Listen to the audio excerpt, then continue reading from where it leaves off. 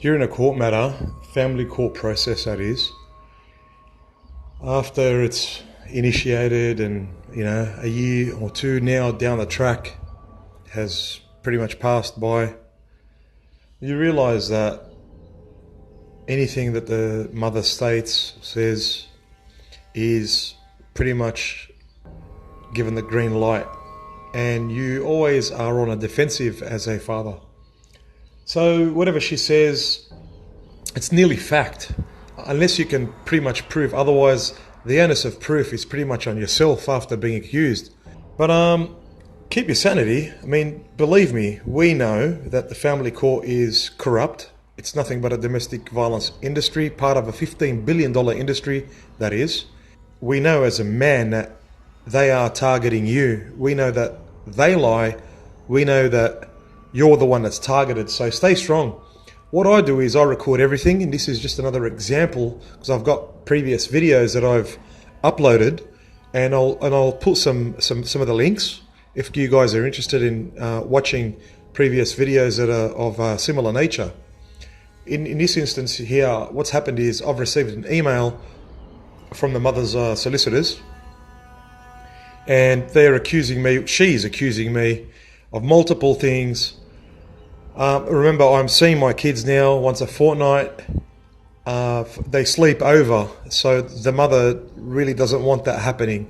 You'll see along the lines, you'll hear and see in a specific email, in this video that is, how she makes it out like she wants them to spend time with me. But with the incriminating evidence that I have, it's pretty obvious that she wants otherwise. This is one of the emails that was sent to me.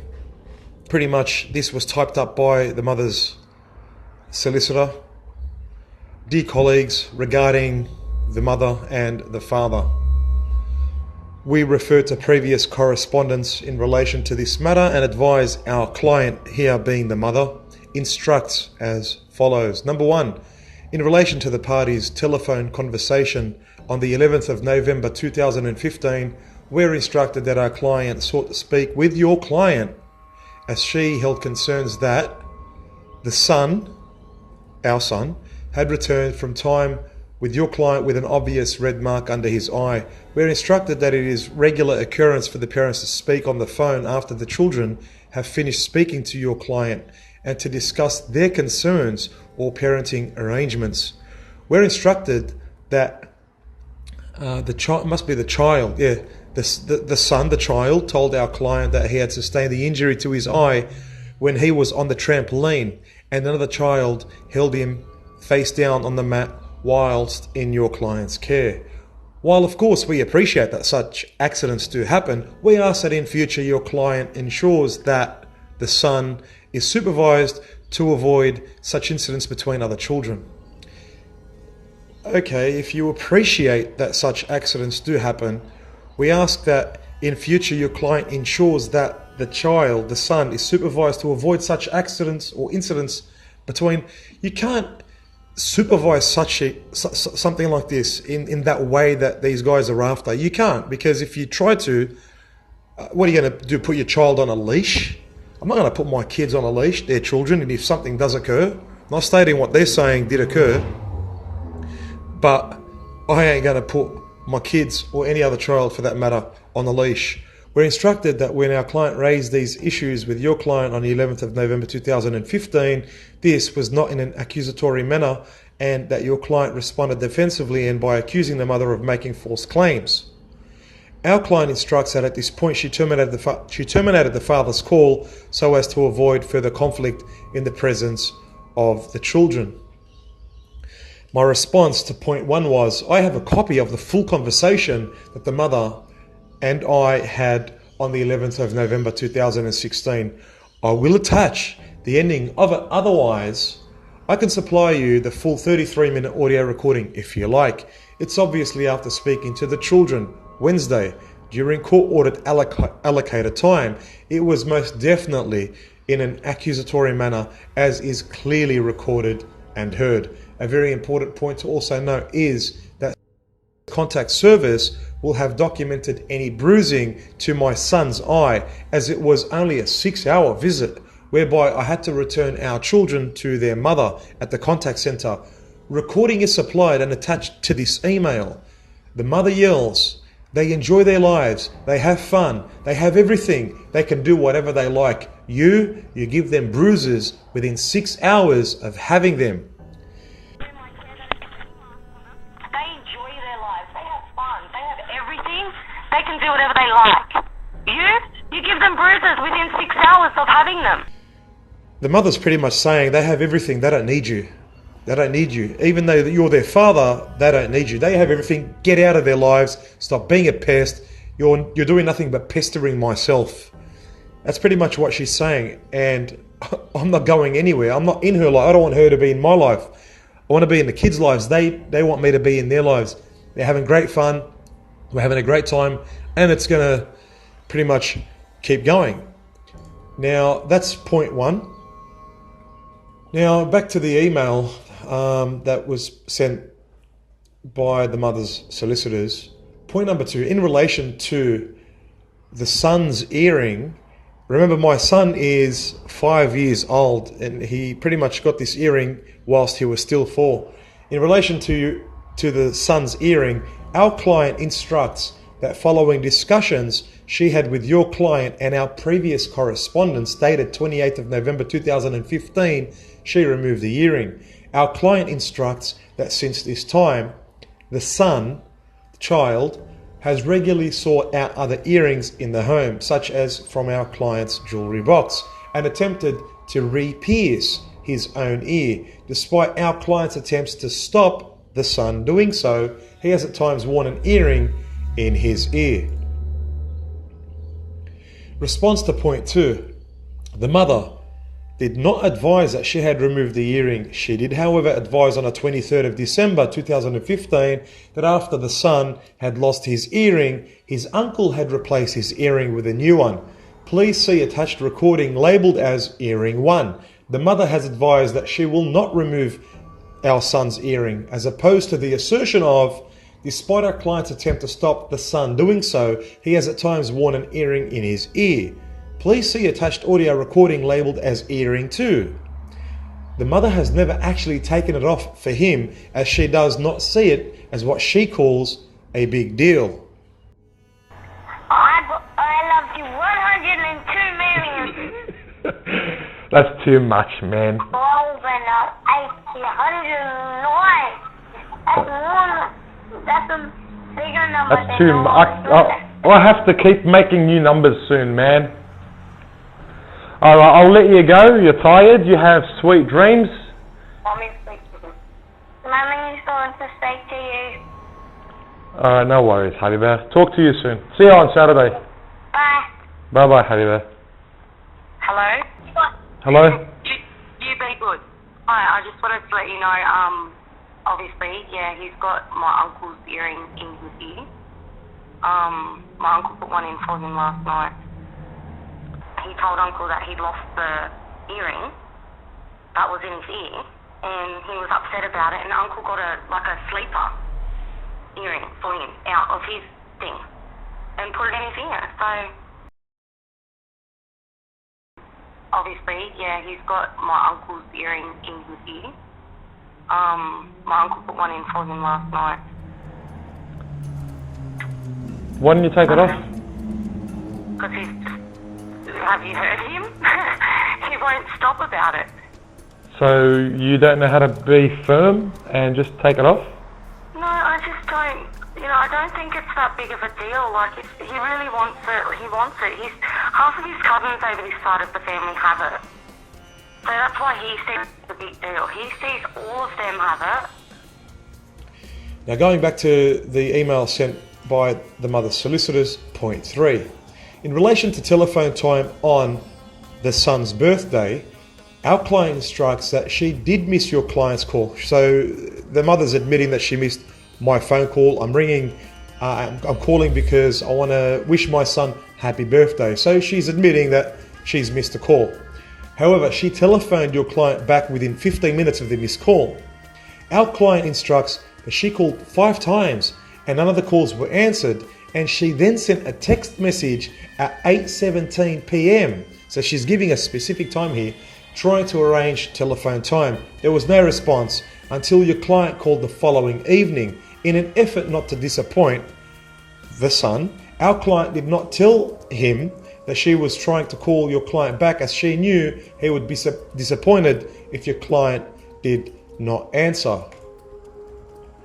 Now that's point 3. So the response to point 3 is, I have attached a screenshot image of the exact times that the mother had called me back after missing my call. Firstly, you will notice it was only twice that she called back rather than 5 times.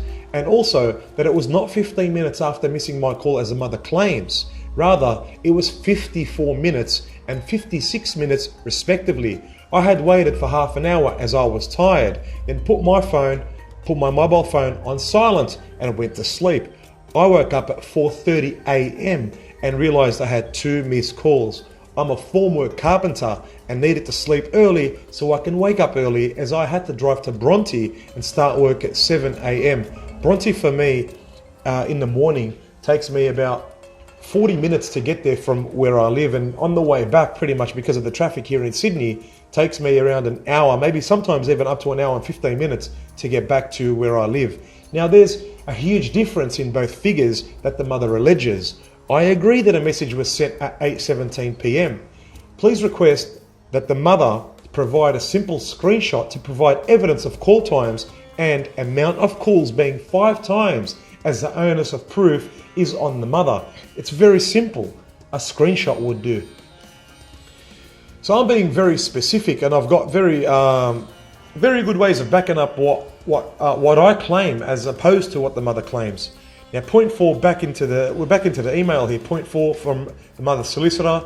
In relation to the son's graduation ceremony, our client instructs that the ceremony occurred in November 2015, and your client did not attend, despite our client notifying him of the details by telephone in October 2015. Our client believes that your client may be referring to a community Christmas event that occurred at the son's previous school. The event occurred on a Wednesday evening and was open to members of the community. We understand it may have been a fate or something similar. On this occasion, our client agreed to take the children to the event to enjoy the activities and have fun, and have a fun family day or family evening, on the proviso that they do not go until after they have spoken with their father. Our client thought it was best that the telephone time happen at home, without the noise and distractions that would be at the event. Our client instructs that the children stayed at home and spoke to their father for around 30 minutes, and then the mother took them over to the event. Now that's point 4, the response to point 4. I have attached a recording to this email labelled as graduation, 16th of December 2015. Not only is my son upset that he's not going to a graduation, the mother also states to my son, "Don't be rude, who are you going to see on Saturday?" As if to make it out like she's doing the right thing by myself, yet hurting my son's feelings. If there was no graduation, why was my son talking about one? As to which I responded to. So I responded to this graduation that my son was talking about, which is obvious in the recording. And why did the mother not explain anything there and then about there not being a graduation when my son was right beside her? When I saw my son and my daughter on Saturday during visiting hours, our children told me that the mother was joking. Yep. You didn't get a graduation? Why?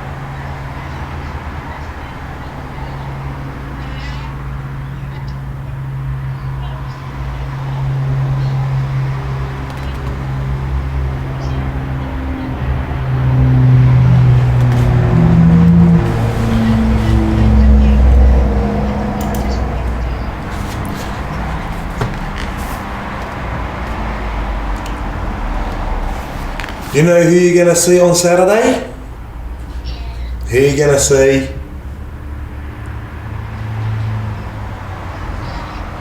Who are you going to see on Saturday? Are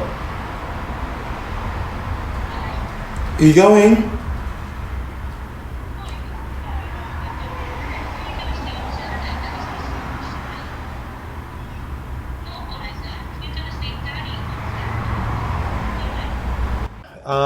Going back to the email that the mother's solicitors had sent to myself, this time point number 5.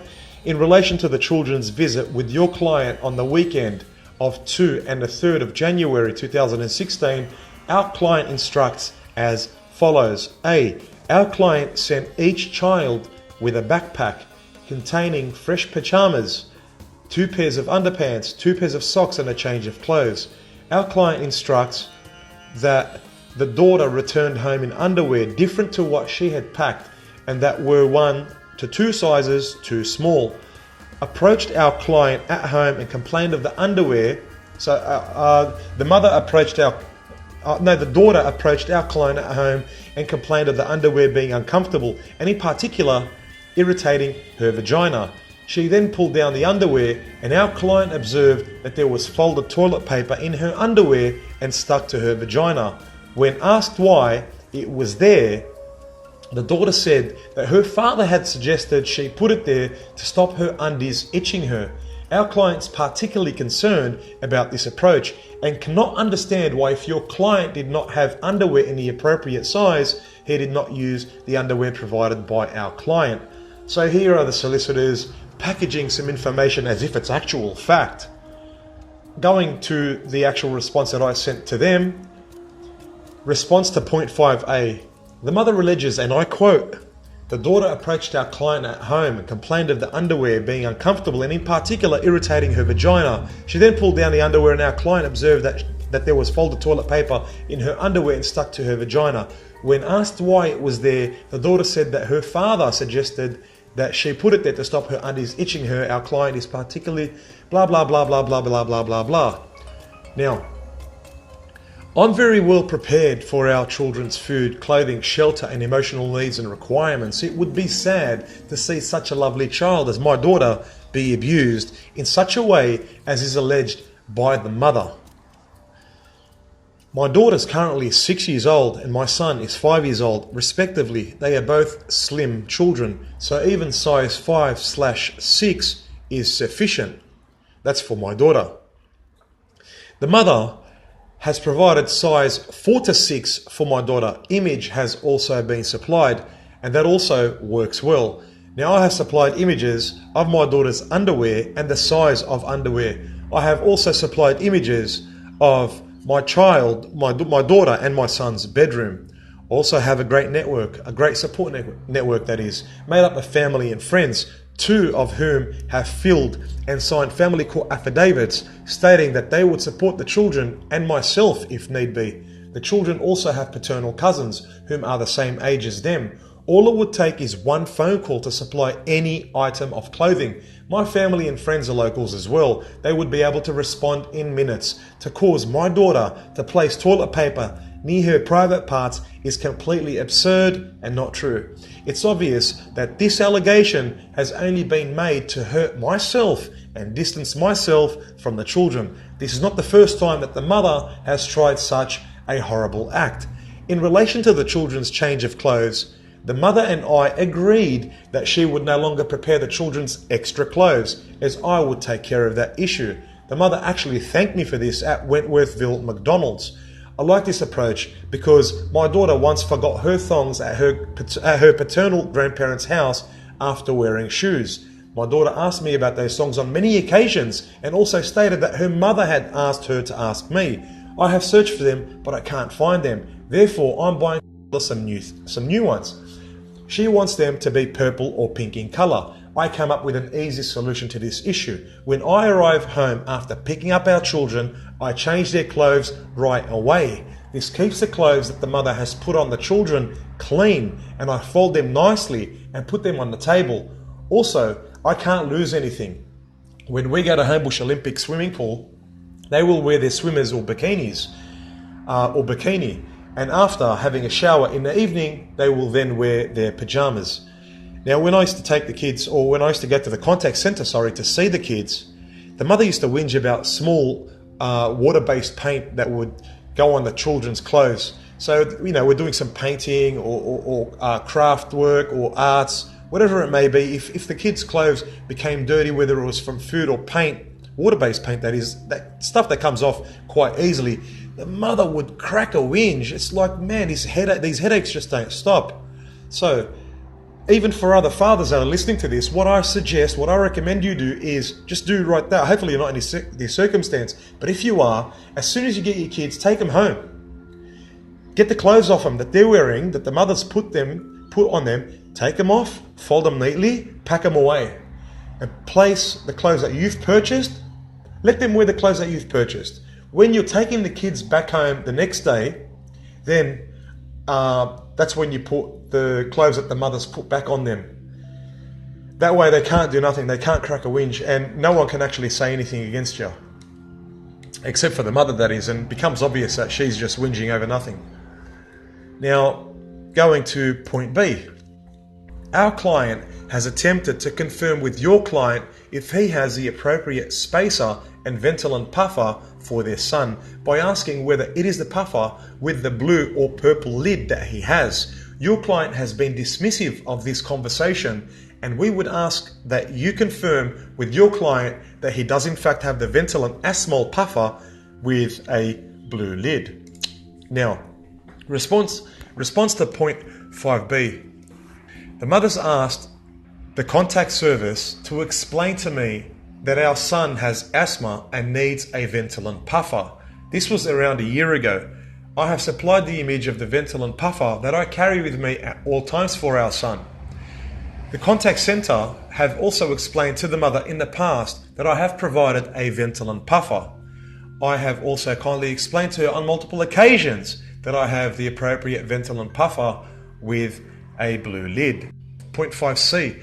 Our client is concerned that the daughter has returned home from her recent time with her father upset at the fact that she was not allowed to telephone our client to say good night prior to going to sleep. Our client instructs that the daughter made this request to your client. However, your client informed their daughter that if he was to let her telephone her mother, then the police would come to the father's house and both he and she, the daughter, would be in trouble with the police. Our client instructs that the daughter was both upset and confused when she was speaking to our client about this, and our client did her best to reassure her that the police would not be called and she would not be in trouble with the police in any way. We note that our client is keen to see the children transition smoothly into their overnight time with their father, and it is certainly not helpful to this transition if the daughter requests to speak with her mother around bedtime are met with such a response. Now, that's for 5C. Response to point 5C. It was around 10 p.m. My daughter stated that she wanted to speak to her mother. I said, okay. I then went to call the mother from my phone. My daughter said, no, I want to speak to mummy from the other phone. I said, what phone? My daughter said, the phone that is in the bag. I said, what bag? The daughter then said, the bag with all the clothes in it. I was confused. I said to my daughter that it was late and that if she wanted to talk to her mother, then she can speak to her mother from my mobile phone. Otherwise, she will see her soon after she wakes up. She just stopped talking about it and went to sleep. The next morning, I checked to see if there was a mobile phone in the clothes bag that the mother provides that my daughter was referencing, and there it was. I was shocked. I wasn't even informed by the mother of this mobile phone. I showed my daughter the mobile phone that the mother had left in the bag, and my daughter responded with, Mum's going to be very angry now because I did not call her. The assertion of, we note that our client is keen to see the children transition smoothly into overnight time with the father, and it is certainly not helpful to this transition if the daughter requests to speak with her mother around bedtime and met with such a response can be broken down into two parts. Firstly, when one reads point 5A and then compares it with, our client is keen to see the children transition smoothly into overnight time with the father, one would beg to differ, especially when comparing historic events such as the previous JERS investigation to this new false allegation regarding folded tissue paper in my daughter's underwear. Secondly, with such a response, the response that is outlined by the mother is not true to begin with. I object to the mother leaving a mobile phone with my daughter for multiple reasons, apart from her being only 6 years old.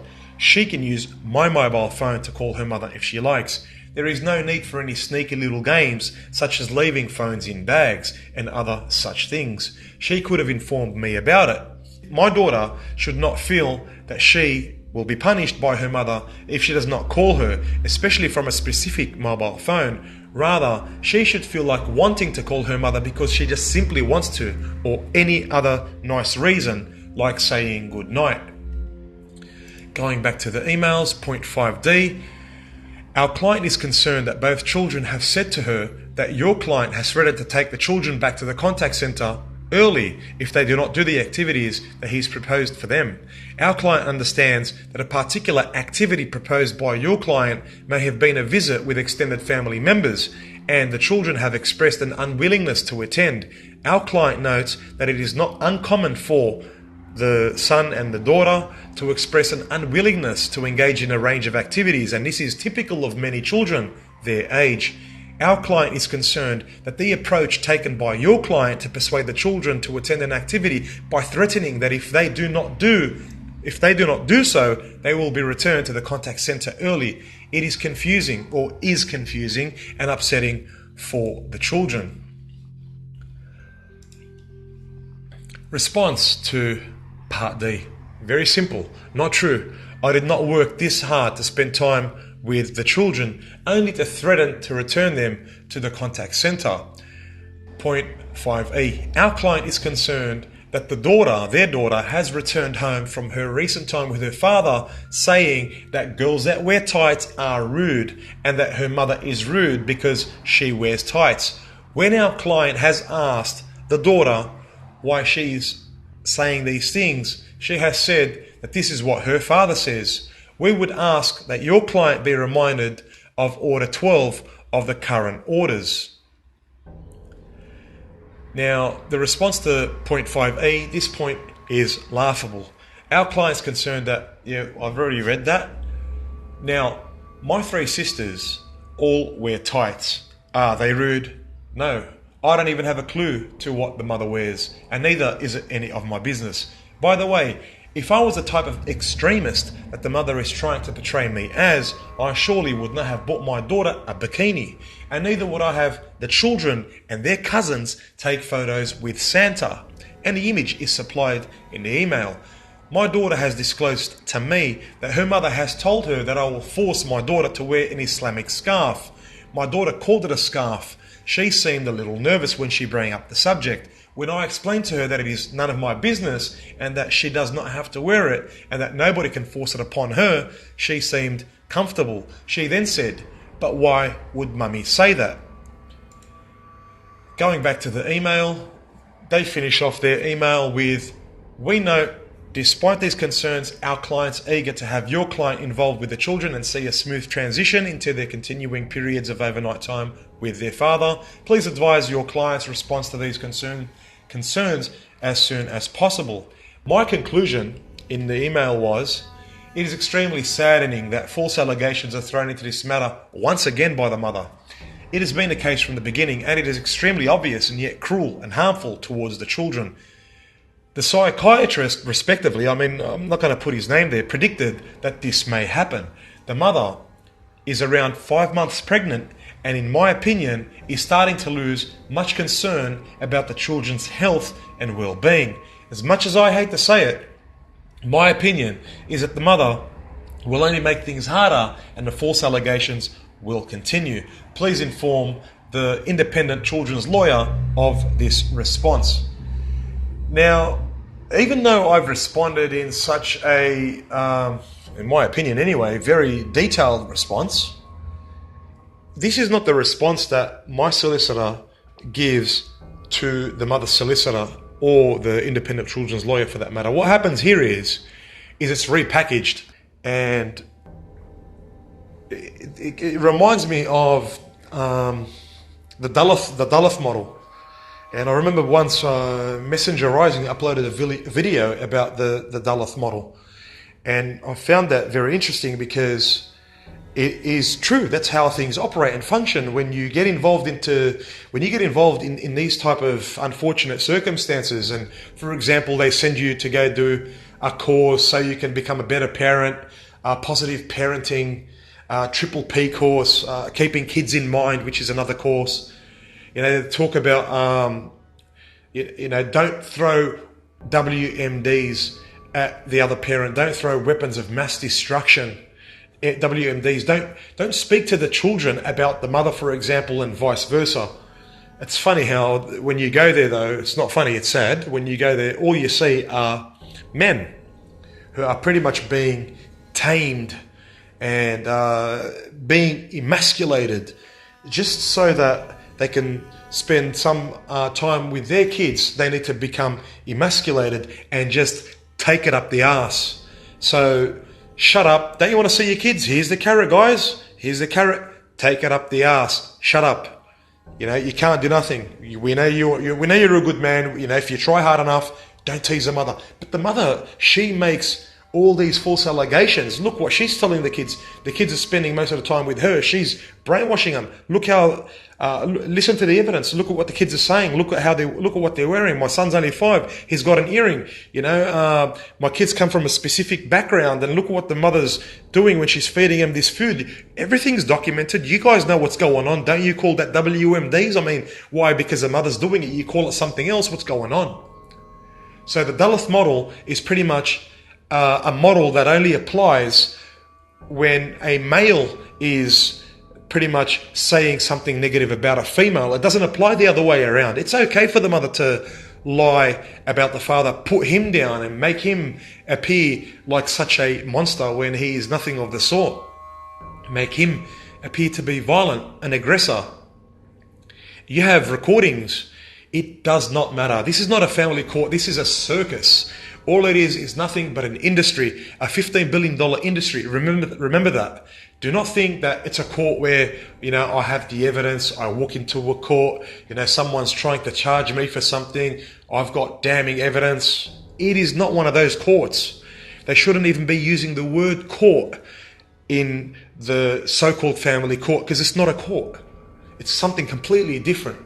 And if someone has a better name for it, please give us a name, and maybe next time I'll make a video about this kind of stuff, I will use that name. Maybe that name will become a meme, something more powerful than just the family court. Maybe we can start using mind segmentation to throw a few pebbles in the pond and create waves that the whole world know about what really is going on, because I'm not stopping. I'm not going to stop till these people are exposed, completely annihilated. This family court's got to go. This $15 billion industry is pathetic. And if our government itself wasn't desperate, it wouldn't support such an industry, because they know what's going on themselves. They understand that males are being oppressed. They know what's happening to children. They want to sit there and point fingers at Cardinal Pell and talk about how he knew about how all these people were getting abused. Who was getting abused? They were young boys. All these people were getting abused. Who? The young boys. That's right, the young boys. They were getting abused. But Cardinal Pell decided not to say anything. He said it himself. Maybe he made a mistake. Maybe his wording could have been better. Maybe he was tired. He's been claiming he was sick. I don't know. That's not my point, though. My point is, they point the finger at him and they say that, look what he said. He said that here's the recording. Listen to it for yourselves. Here it is. I didn't know whether it was common knowledge or whether it wasn't. It's a sad story and it wasn't of much interest to me. Now, what's the difference between that and all of our prime ministers throughout history? Don't they know about what's going on to men? Don't they know about how men are being oppressed? Don't they know about the Family Law Act of 1975? Don't they know about Section 121? Don't they know about how 6 men commit suicide every single day in Australia? 6 men commit suicide. 6 men commit suicide. Men commit suicide every single day in Australia. 21 fathers commit suicide every single week in Australia. 21 fathers. But no, this is not Cardinal Pell. This is the Prime Minister. We got to let the Prime Minister go. It's okay. Anyway, guys, thanks for listening. We'll talk to you guys soon, and I will keep updating you with whatever happens in the family court. And like I said, the family court will be taken down brick by brick, because men need to no longer die. And how are we going to do that? Just by exposing them. Mgtow, the best way, walking away peacefully and calmly. Walk away from the plantation. Bye-bye. Here's the birdie. Take this finger. You know what I mean? Take this finger. That's all you're going to have, and it's just an image. So walking away from the plantation, away from females and males, white knights and manginas, that is, and legislation. So talk again, guys. Till next time. Peace.